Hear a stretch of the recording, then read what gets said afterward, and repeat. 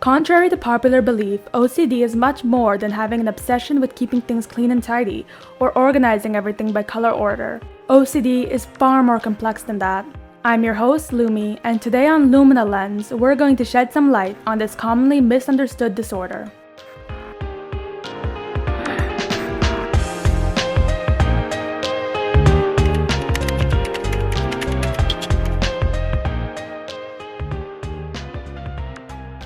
According to the Diagnostic and Statistical Manual of Mental Health Disorders 5th edition, or DSM-5, OCD, or obsessive-compulsive disorder, is defined as a long-lasting disorder in which a person experiences uncontrollable and recurring thoughts, obsessions, and engages in repetitive behaviors, compulsions. People with OCD have time-consuming symptoms that can cause significant distress and/or interfere with daily life. One book that I think really encapsulates this is the historical fiction novel The Weight of Our Sky by Hannah Alkove.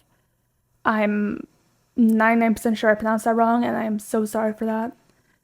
Now, I'll try to keep this as spoiler-free as possible, but The Weight of Our Sky follows Melati Ahmed, a young Malaysian teenager who lived through the riots in Kuala Lumpur in 1969. Melati described her issue as something that started normal when she was a kid. You know, step on the cracks or you'll break your mother's back. 42 is my lucky number. If I cut my sandwich into thirds for lunch, mama will make me my favorite food for dinner, etc. Most kids grow out of it. Except after her father's death, Melati became almost paranoid about losing her mother too. And with her city in the midst of political uncertainty and riots, it's kind of valid. However, Melati's paranoia goes beyond the general anxiety that comes with trying times. It inhibits her from going about her day-to-day life normally, forcing her into a constant state of anxiety and worry. Melati has what she calls a jinn. A jinn is a supernatural being in which in some definitions is comparable to that of a ghost. It's important to note that Islam is a very large and diverse religion, and one singular definition may only pertain to a certain region or sect of Islam, or a given definition of a jinn pertains more so towards the folklore of the Arabian Peninsula versus the Quranic definition. So take what I say with a grain of salt, since the concept in and of itself is deserving of its own crash course and research. To make these feelings go away, the jinn instructs her to do certain rituals. And I say that with quotation marks, but the Vroid tracking won't really let me. Melati must tap in patterns of 3. 3 is good. 3 is the happy number. She needs to find multiples of 3 constantly or something bad will happen to her mother. After that, she gets a small semblance of relief. This pretty much tracks the cycle of OCD. The cycle of OCD is in 2 parts, the obsession and the compulsion. See, obsessive compulsive disorder. The first stage is obsession. This is an unwanted thought, urge, or image. Examples include unwanted thoughts about harming oneself or others, contamination, sex, and many more. People do not want to act on them. They're oftentimes pretty disturbing too, and cause a lot of anxiety, which thereby spirals into the second stage, anxiety. The initial intrusive thoughts spiral into more than just a thought. It's distress. They ruminate on that initial obsession, causing the person a lot of stress and worrying. This ends up in severe worrying, paranoia, etc. Then comes the compulsion. A compulsion is a behavior in which the person must perform in order for the anxiety to go away. Examples of this can include saying a certain word or phrase over and over again, having to do something over and over again. For example, hand washing, placing things in a certain order, or checking the same things over and over, like whether a door is locked. Having to do something over and over according to certain rules that must be followed exactly in order to make sure an obsession goes away is basically just the compulsion aspect of OCD. These are just examples, and a person may have other compulsions that aren't under this list but still fall under an example of a compulsion. After performing the compulsion, sometimes repeatedly, the person will finally feel relief. The OCD that had once had them in a chokehold is now gone. Gone until the next obsession, and the cycle starts on over again. We can see this in The Weight of Our Sky, where Melati has an initial obsession. Her mother's in danger. That's then followed by anxiety. She runs through all the different examples and has distressing images in her head, such as her mother being caught in crossfire between gang members and the police. This is followed by a compulsion, the tapping. Melody finds the need to tap on exactly 3s over and over on different objects, or the anxiety will persist. Finally, she's free for a little bit until the anxiety starts up again. What the novel does really well is show that the cycle isn't just a pattern. The same thought, the same compulsion, the same etc. It's a series of different things, and sometimes it won't follow this cycle exactly. For instance, Melody calls the hospital her mom works at every single day at the same time. As the phone rings, she battles with the anxious thought patterns until the phone is finally given to her mom. Even though she's connected and has a few seconds of relief, Melody is thrust back into the anxious thought patterns when she hangs up, and isn't shown to be doing any compulsions, jumping to relief once she enters the music store. It's a complex disorder, not just a one-and-done cycle of things. What I really love is that when this novel was adapted into a Webtoon, the app, went as far as to give people a sneak peek as to what OCD really feels like by sending users a notification saying, "Tap tap tap, obey or mama will die," to advertise the then new series. Many users in the comments section of the first chapter stated how the notification scared them, one user stating, "Well, thanks for giving me a heart attack, Webtoon." Besides that, it's crucial to understand that there's a difference between worrying and OCD. For instance, it's normal to walk out of the house and think to yourself whether or not you locked the door, then going back to double check quickly and then going about your day. A person with OCD, however, would have an obsession, such as, what if burglars enter my home and then harm my cat? They'd go back and check if the door is locked, then testing the lock, then walking away to go to work, only to then feel the need to check the lock again, and again, and again, and now they're 30 minutes late to their shift. See the difference? Another big aspect of OCD are intrusive thoughts. Intrusive thoughts are unwanted thoughts that are generally disturbing. In The Weight of Our Sky, an example of such intrusive thoughts can be when Melody and Saf are walking down the street, and Melody has an intrusive thought suddenly of her mom being beat up by a gang. This never happened, which distinguishes it from PTSD. This is more so worrying. It's important to distinguish intrusive thoughts from impulsive thoughts. Impulsive thoughts are spontaneous and reckless, generally ending up on a person acting on them.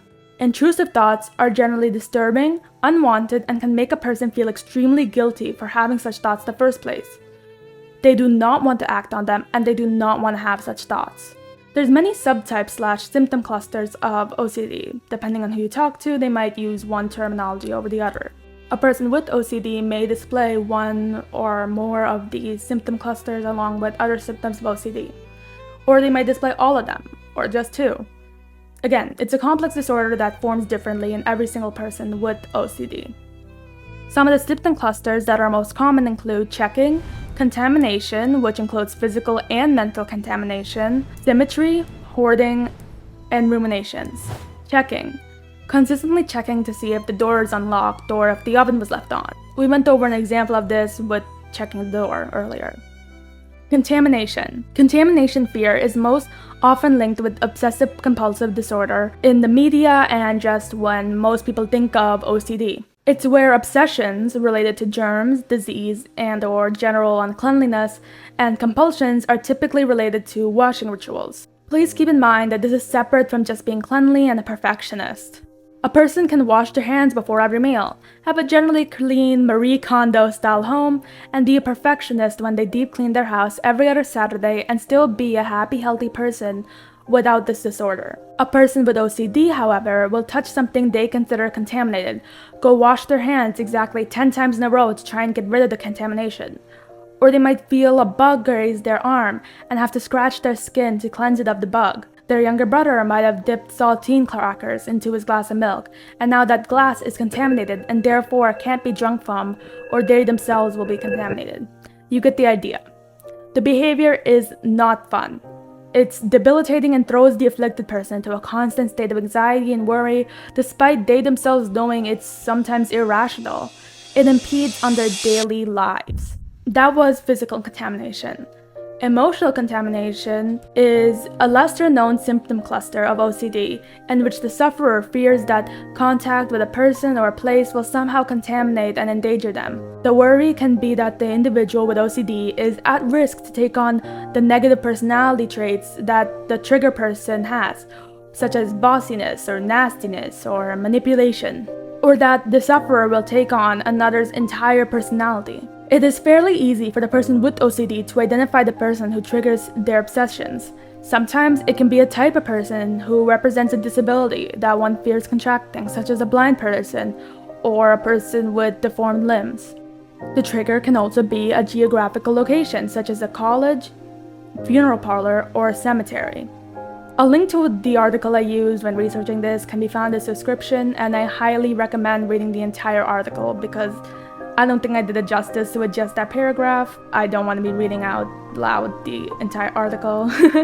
But yeah, I would definitely check out that resource if you want to learn more.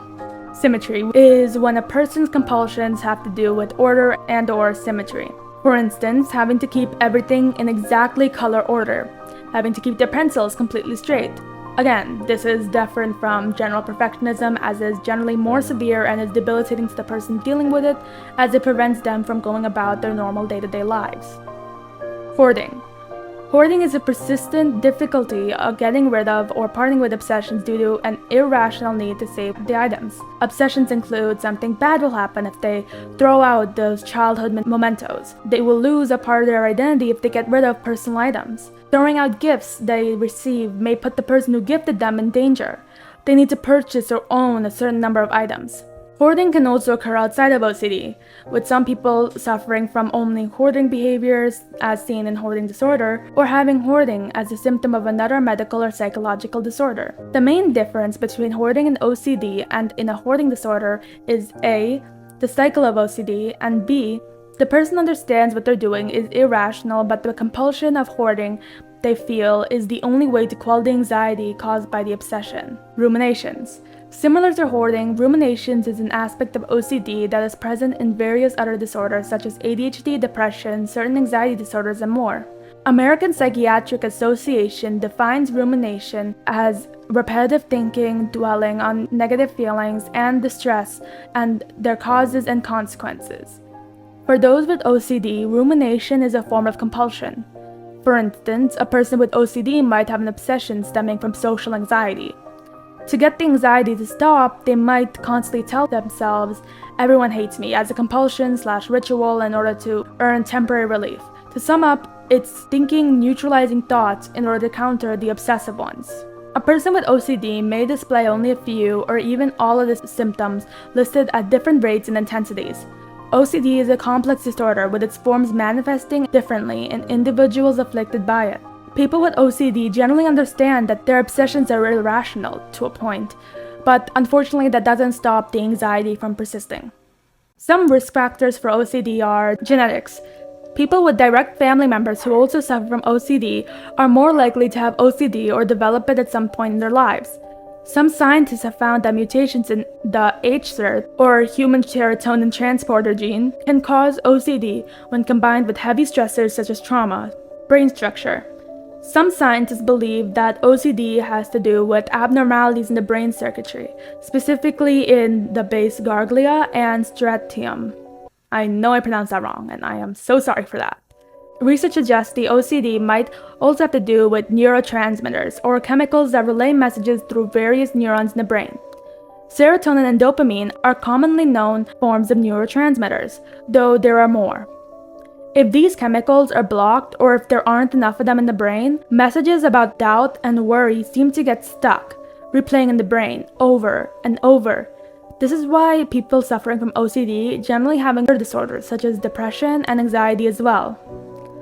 There's nothing a person can do to cause OCD. Having it is not their fault. People with OCD need care and patience, as it's not something they can really control. Fortunately, there are treatment options available. OCD is unlikely to get better on its own. Common treatments for OCD includes a mixture of therapies and medications. The most common forms of therapy are cognitive behavioral therapy and exposure and response prevention therapy. Cognitive behavioral therapy, or CBT, is one of the most common forms of psychotherapy. CBT is a form of talk therapy, in which it helps people manage their problems by changing how they think and behave. This is done through finding solutions to current problems.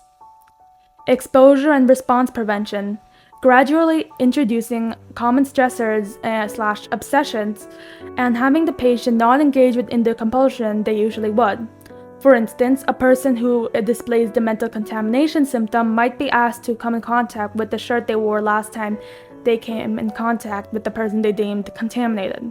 The therapist usually goes at the patient's pace. At its core, ERP is similar to exposure therapy.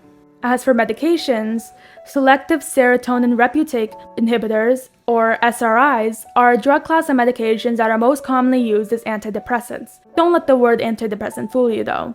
The medication is used for various disorders such as anxiety, depression, and some personality disorders. Let's break it down. Serotonin is a neurotransmitter. It is produced by nerve cells in the brain and is used by nerves to communicate with one another. Reuptake means the reabsorption of a secreted substance by the cell that originally produced or secreted it. Inhibitors are agents that slow or interfere with a chemical reaction, basically interfering with something from happening or slowing the process of it happening. So selective serotonin reuptake inhibitors would be medications that interfere or slow the reabsorption of the neurotransmitter serotonin. If you're feeling depressed, you may not have enough serotonin. If the serotonin you have is prevented from being reabsorbed, that means that more is available in your brain to send messages. A drug that only affects the reuptake of serotonin is considered selective. Now, the entire system is much more complicated than this, but hopefully it helps it make a little bit of sense. Common forms of SRIs are fluoxetine, sertraline, citalopram, and paroxetine, or their well-known brand names, Prozac, Zoloft, Celexa, and Paxil, just to name a few. These treatments can be paired with a combination of other therapies, medications, and treatments to ease the symptoms of OCD and allow the patient to live happy, healthy lives. OCD is a complex disorder that interferes with people's livelihoods. It's not fun at all, and is very different from general perfectionism and superstition. Phrases such as, "I'm so obsessed with cleaning," "a bit of dirt and I need to get rid of it," "I think I have OCD, haha," can be hurtful and at times downright offensive, as it minimizes the experience and trouble a person with OCD might have to go through. Hopefully, through this video, you learned something new about OCD. If you ever feel you might have the symptoms, this video is not a diagnostic tool. Do your own research and contact your health provider for more help instead. As always, please take care of yourself. Resources for help are in the description below. If you made it this far, be sure to comment down below what disorder you'd like me to cover next. Thank you so much for watching. This is one of my first videos, so it helped a lot if you pressed subscribe and possibly left a like. I don't know, just like a crazy idea. Bye!